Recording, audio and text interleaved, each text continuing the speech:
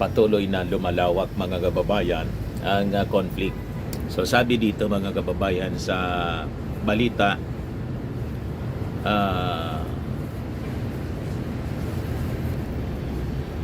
US President Donald Trump is not rolling out sending US troops into Iran and warned a new big wave of attacks is still on the horizon. So ang ipapadala na siguro ground troops na, pati yung Israel siyempre magpapadala ng ground troops para i-intensify nila yung operations laban sa Iran.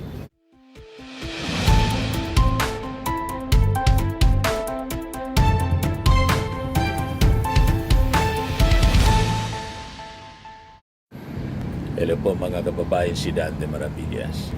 I-share ko po ito sa inyo mga kababayan, yung mga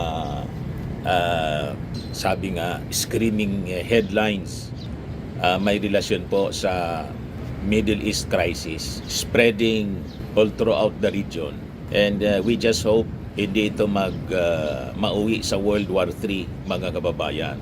Kasi ngayon pa lang, habang sinasabi ng ating mga authorities, defense officials especially, na walang direct threat sa atin ang conflict sa Middle East on the military side, pero sa economic impact.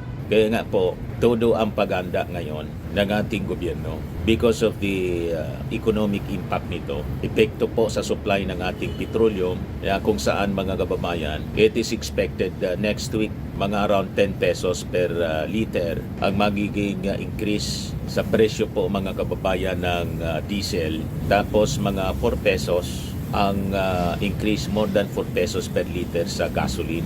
So ganoon ang situation mga kababayan. O ngayon, i-update ko muna po kayo mga kababayan sa mga kaganapan doon sa Middle East. Na sabi dito sa balita, big one is coming. Ayan. Big one coming. Fierce as war zone spreads. Patuloy na lumalawak mga kababayan ang conflict.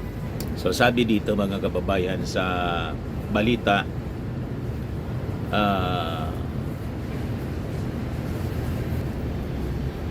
US President Donald Trump is not rolling out sending US troops into Iran and warned a new big wave of attacks is still on the horizon. So ang ipapadala na siguro ground troops na, pati yung Israel siyempre magpapadala ng ground troops para i-intensify nila yung operations laban sa Iran. So sabi dito sa balita, we have not even started hitting them hard. The big wave has not even happened. Sabi po ni President Trump sa report ng CNN. O ngayon, yung Iran mga kababayan threatens to strike all economic centers in the Middle East. Gusto niyang idamay buong Middle East mga kababayan. Ang objective, sabi nga natin, ng Iran, magalit yung mga neighboring countries na mga Arab at bumaliktad ng support. Gusto nilang i-blame sa Israel at saka sa US ang nangyayaring kaguluhan. Sa totoo lang po mga kababayan, ang Iran ang nagsimula nito. Ever since 47 years ago, lagi silang sumisigaw ng death to Israel, death to America. At sila po ang major sponsor ng terrorism all throughout the world. So basically, they want to force the neighbors to intervene, na makisawsaw at bumaliktad mga kababayan, appealing to the emotions ng mga Muslims na dapat sila magkaisa para labanan ang Israel at saka Amerika. Ngayon, nagagalit po si Trump kahit sa kanyang mga kaalyado na European countries like Spain, kasi po ayaw ipagamit yung kanilang military base. Ito yung balita mga kababayan ngayon. Sabi dito, we're going to cut off all the trade with Spain. We don't want anything to do with Spain.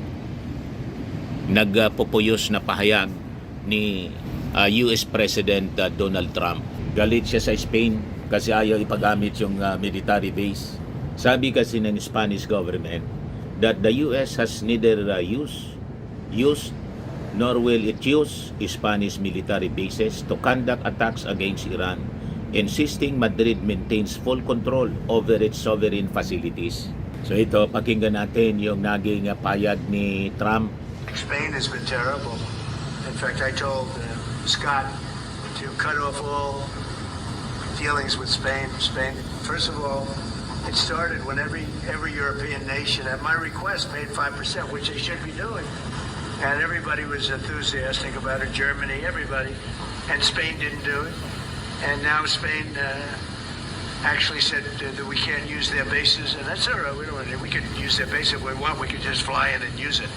Nobody's going to tell us not to use it, but we don't have to. But they were unfriendly, and so I told him that we don't want to. Spain has absolutely nothing that we need other than great people. They have great people, but they don't have great leadership. And as you know, they were the only country that in NATO would not agree to go up to 5%. I don't think they would have agreed to go up to anything. They wanted to keep it at 2%, and they don't pay the 2%. So we're going to cut off all trade with Spain. We don't want anything to do with Spain.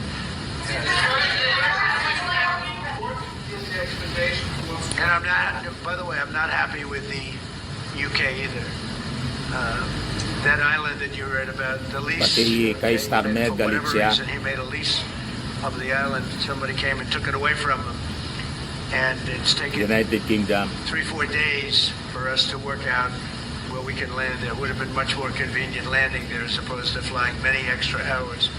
So we are very surprised. This is not Winston Churchill that we're dealing with.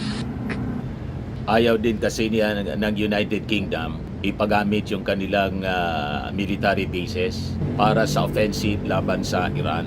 So sabi dito sa report ng Bloomberg, mga kababayan, just to give you the overview ng mga kaganapan, as prophesied in the Word of God, that wars and rumors of wars will come in the last days.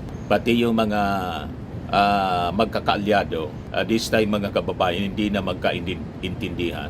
Of course, alam natin, kanya-kanya sila kasing interes yung mga bansa in Europe, kahit kaalyado ng Amerika. May kanya-kanya silang interes kasi sa Middle East. Kasi yung Middle East, mga kababayan, nandyan yung stocks ng petroleum. So sabi dito, Donald Trump escalated his criticism of Prime Minister Keir Starmer, saying he has not been helpful and that the relationship is obviously not what it was. So ibig sabihin, hindi na maganda yung kanilang relasyon. Kasi dati, sa mga previous engagement ng Amerika, laging katandem niya yung United Kingdom. Kasi yung Amerika po, dating anak siya ng United Kingdom, British Empire. Kaya it is considered as a child ng Amerika o ng United Kingdom. Kaya galit si Trump kay Starmer. Sabi ni Trump, Starmer is no Winston Churchill. So sabi dito, US President Donald Trump has brutally mocked the leader of one of his country's closest allies as relations fray over the Iran conflict. Hindi kanya tulad ni Winston Churchill na kasangga palagi ng Amerika noon. Kasi sabi dito, si Starmer nagsabi na yung United Kingdom did not take part in the US-Israel attack on Tehran because any British military action niya must have a viable, thought-through plan, and he did not believe in the regime change from the skies. So sabi dito sa balita, mga kababayan ng Sky News, during the White House meeting with German Chancellor Friedrich Merz, President Trump vented frustration that the US had not been able to land its military jets at the UK's strategically important airbase, Diego Garcia.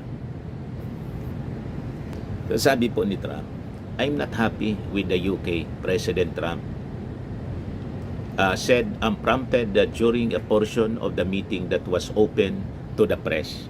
Sabi ni Trump, it's taken 3-4 days for us to work out where we can land.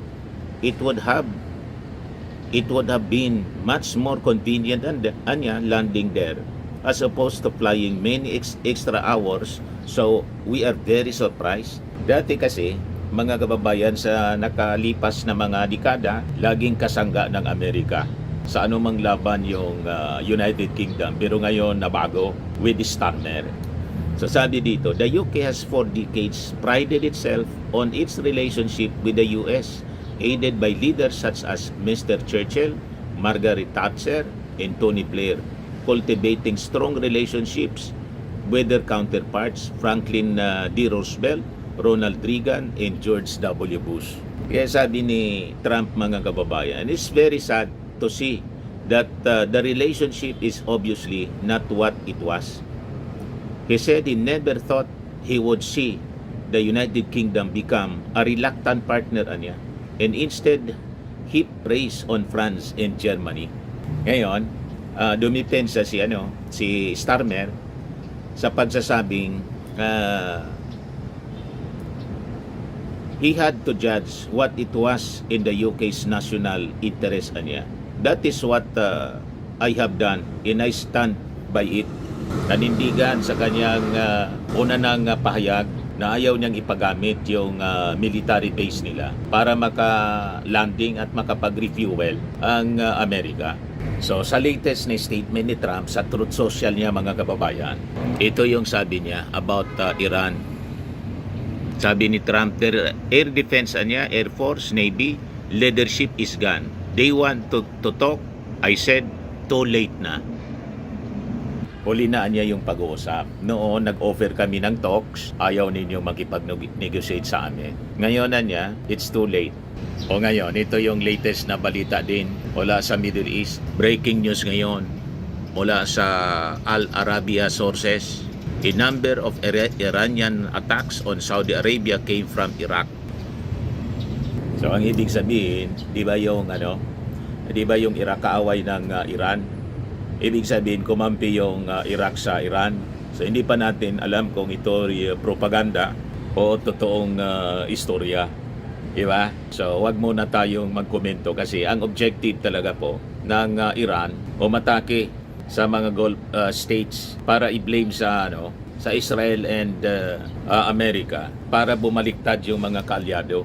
Malamang panggatong ito, mga kababayan. Sowing confusion para maglabo-labo kasi desperado ng masyado ang Iran ngayon. Anyway, bantayan natin yung mga developments. As I was telling you, parte ito, mga kababayan, sa biblical prophecy that wars and rumors of war will come. So pag-usapan natin in brief, mga kababayan, yung Persia, the modern Iran, and prophecy.